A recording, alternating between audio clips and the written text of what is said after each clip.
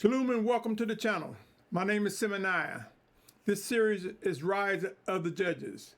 It is designed to take the sting out of the word judge, out of the persons that are used as judges, as well as the sting out of judgment. It is designed for us to welcome that, for in corrections comes a renewed mind, a renewed spirit, as we are taught, directed, and guided by the Almighty Yahuah through His set-apart spirit, sent in Yahushua's name. In this segment on this series, I want to talk about, my brothers and sisters, distant delusions. Distant delusions. Set-apart work versus compromise assembly. Yes, my brothers and sisters, this is something to talk about. This is something that we will see judgment on, perfecting the assemblies of Yahuah, and causing us to come away from those assemblies that are wicked. I want to show the addresses to scriptures to look at, if you're tuning in for the first time, that inform us there's a time to judge and a time not to judge. Consider Proverbs 31:9. And these addresses are from the eSword. Consider Ezekiel 20, verse 4. Matthew 7, verses 1 through 9. Luke 6, 37. John 7, 24. John 8, 15 through 16. And 1 Corinthians 2, 12 through 16. If necessary, pause. But this is for those who I believe need to be informed that I am aware that there are exceptions on when to judge and when not to judge. On that note, let's unpack this distant delusion. It's time to assess or reassess our expectations regarding what's ahead and come away from distant delusions. Each of us should have some expectations and or anticipations during these end times. It is written that we should not worry, but let us also remember, my brothers and sisters, let us also be mindful of other passages that provide some guidance and wisdom. Proverbs 29:18 say, where there is no vision, the people are let loose, but blessed is he who guards the Torah. Are we let loose?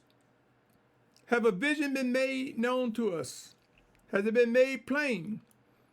Consider Habakkuk chapter 2, 1 through 3 says, I stand at my watch and station myself on the watchtower and wait to see what he says to me and what to answer when I am reproved. And Yahuah answered me and said, write the vision and inscribe it on tablets so that he who reads it runs. For the vision is yet for an appointed time, and he speaks of the end and does not lie. If it lingers, wait for it. For it shall certainly come, and it shall not delay. Out of all that we read about end times, out of all that we read about destruction, are we grasping on to a false sense of security and think there is not much work needed, or that the Almighty Father is not giving us things that should be addressed to better equip and prepare us for end times? Let's take a moment and look at the definition of delusion. An unshakable belief that something is true when it's not. Believe it or not, there are those among us who hold on to contradicting beliefs of the scriptures, thinking that the Almighty Father Yahuah is speaking to them directly. When we pray, study, and seek to discern and understand the life in the scriptures, it is possible to recognize whether the voice of the Spirit of Yahuah has spoken or not.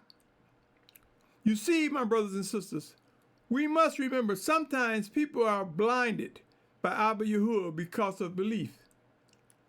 There are people who are going around saying the Father told me, Yahusha told me, or the Ruach HaKodesh revealed to me, lying and deceiving and misleading many. Not everyone, but we can determine the ones that are, because if what they say is a contradiction to scriptures that are made alive, something is wrong. See, there's a cliche which states that the grass is always greener on the other side. That's not always true. You might say, what does this have to do with anything? We could be looking over at a person and think that person is really listening to the voice of Yahuah. And looking at them from a distance, they may be spewing lies and contradictions. We can be looking at an assembly place or geographical location and think that it's better. Only discover if we get close or if we vet it correctly, it's not so. I believe when the scriptures present instructions regarding envy,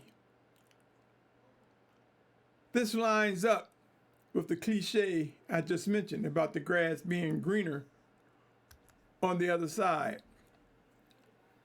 Let's look at Proverbs 14:30, my brothers, Eastward version. It says, a healthy heart is life to the body, but envy is rottenness to the bone. Are we looking down the street, round the corner, through the internet, envious of people, thinking that they have it all together? Be careful, my brothers and sisters. This would be a distant delusion. Distant because we haven't asked questions. We haven't gotten close to someone or a situation enough to know about it. Consider Proverbs 23:17 through 19, Eastward version. Proverbs 23:17 through 19. It reads, do not let your heart envy sinners, but be in the fear of Yahuah all day long. For certain there is a hereafter, and let your expectancy not be cut off. Hear, my son, and be wise, and guide your heart in the way. So many instructions encouraging us to be focused and to step correctly in this set-apart life. We often look at communities, camps, and other assemblies from a distance, thinking they have it together. Beware, sometimes distant delusions bring vain imaginations. Once we dive into what appears to be attractive, it would not be hard to see not all is as it seems to be. From a distance, it's one thing. Ask questions. Examine all things. In times, I hear, my brothers and sisters, I can't stress it enough. In times will bring desires to belong to a group.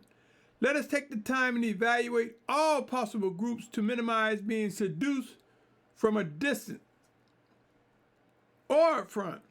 Avoid distant delusions by gathering information before getting close to any assembly or group. Come, let's present some things to keep in mind. My brother, my sister. Keep in mind that in Malachi 3:6, it reads, for I am Yahuah. I shall not change, and you, O sons of Yaakov, shall not come to an end. So do not look and think that from gazing on a group, a person, or a thing, or situation from a distance, that Yahuah changes his mind on how he governs his people. Keep this in mind as we begin to identify those who we are together with during these times such as these. Also take a look at Hebrews 6. Chapter 17 says, in this way the Almighty One, resolving to show even more clearly to the heirs of promise the unchangeableness of his purpose, confirmed it by an oath. A promise. If we see people wavering back and forth, not walking in set apartness, contradicting themselves, they may look attractive, but let us learn to discern to pray and identify what is the condition of the matter we're looking at.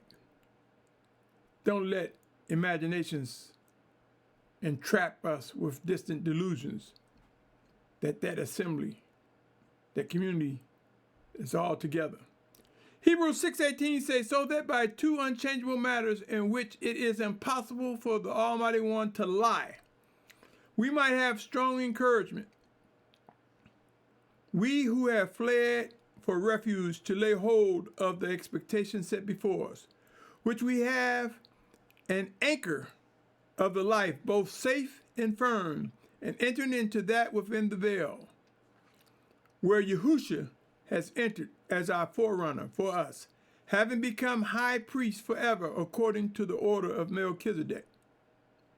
It's impossible for the Almighty One to lie. If we see lies being acceptable, run unless ordered to bring about correction. Know this, there are cases where people are blinded by Abba Yahuah because of unbelief. They fill in their blindness with distant delusions. They make up stuff. Come, let's take a look at what is written in John chapter 12, verse 36 to 38. It reads, while you have the light, believe in the light, so that you become sons of light.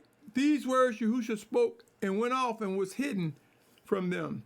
But though he had done so many signs before them, they did not believe in him, that the word of Yashar'al the prophet might be filled, which he spoke. Yahuah, who has believed our report, and to whom has the arm of Yahuah been revealed? It goes on, verse 39 and 40. Because of this, they were unable to believe, because again, Yashar'al said, he has blinded their eyes and hardened their heart, so that they should not see with their eyes and understand with their heart, and turn, and I shall heal them.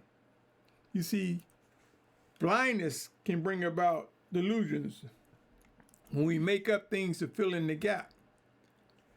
Matthew 15:14 says,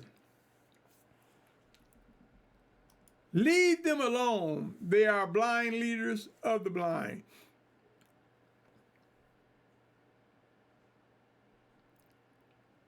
And if the blind leads the blind, both shall fall into a ditch.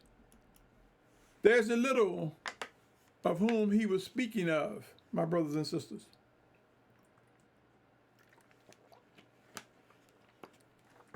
But I say to you, this applies to anyone unbelieving that is blinded by Yahuah. Don't fall for the blind. Don't fall into the trap where the blind is leading the blind, or where he that is delusional has seduced you into following them.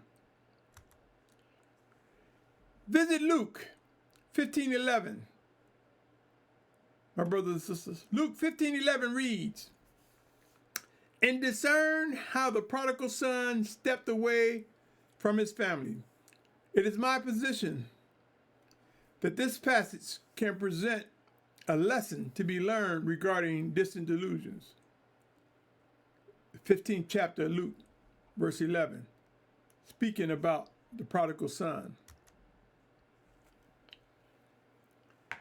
My brothers, I want to pivot for a minute to tell you, I had an experience years ago regarding my initial perception of a brother from a distance. The initial perception was that he was one pursuing to do the will of the Almighty Father, and that he was one who desired to contribute to maturity and set apartness. I thank Abba Yahuah that I was equipped with vetting skills that led to examination to prevent any delusions from creeping in. When I met the brother along with some others up close instead of from a distance, I was surprised at his maturity level. I won't get into the specifics, but know this. As time passed, I discovered others who experienced the same thing. You might say, well, why didn't you help the brother? This individual was vain, confidently wrong on so many fronts. He was and is a fast talker. And to the undiscerning and unlearned, he has proven to be able to deceive many. Questions must be asked. Get to know a person, a camp, a community, or group. For sometimes those within that group are of like mind and behavior.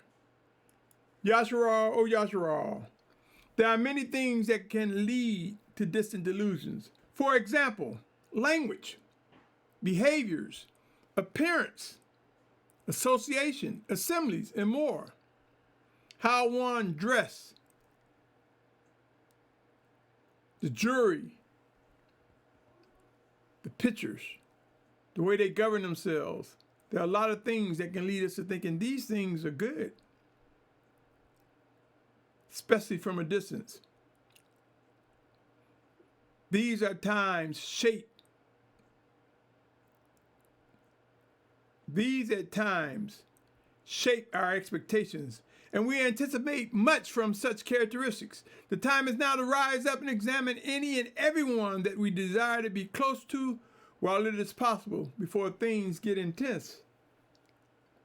Don't just look from a distance and think everything is okay, my brothers and sisters. I strongly encourage each of us to learn how to vet and examine all things. Seek to discover, my brothers and sisters. Seek to discern and understand what to do when faced with lies. Be alert. Sometimes all is not what it appears to be. Be focused. Remember, O Yashar'al, Proverbs, 4th chapter. I speak of it often. And at some point in time, it will mean more and more to us with each coming day. I cannot emphasize these words. Proverbs 4:20-22 says, my son, listen to my words. Incline your ear to my saying. Let them not depart from your eyes. Guard them in the midst of your heart. For they are life to those who find them, and healing to all their flesh. Focus, my brothers and sisters. It goes on. It continues. That's Proverbs 4:20-22. It continues. Verse 23-25. Watch over your heart with all diligence, for out of it are the sources of life. This heart is talking about the inward man. For if you search the scriptures, you'll see in some cases they talk about the heart being deceitfully wicked. That's talking about the brain, where you can program and condition and psychologically shape someone to thinking something is true when it's not. This heart is talking about the inward man, the inward spirit. For that is our inward man joined with the Almighty Father, who dwells within us. He goes on to say, turn away from you a crooked mouth, and put perverse lips far from you. Let your eyes look forward and your eyelids look straight before you. Otherwise, my brothers and sisters, if we lose focus, if we're easily distracted, we may face ourselves in a position of embracing distant delusions. He goes on to say, consider the path of your feet, and all your ways are established. Do not turn to the right or the left. Turn your foot away from evil. And what it's saying here, my brothers and sisters, don't have just general rule, like if you go left, you can't go wrong if you always go left, or you can't go wrong if you always go right. Focus, for there will be times to go left and times to go right. There'll be times to go forward. There'll be time to be still. And there may be times to remember where you have fallen, where we have fallen, and step back.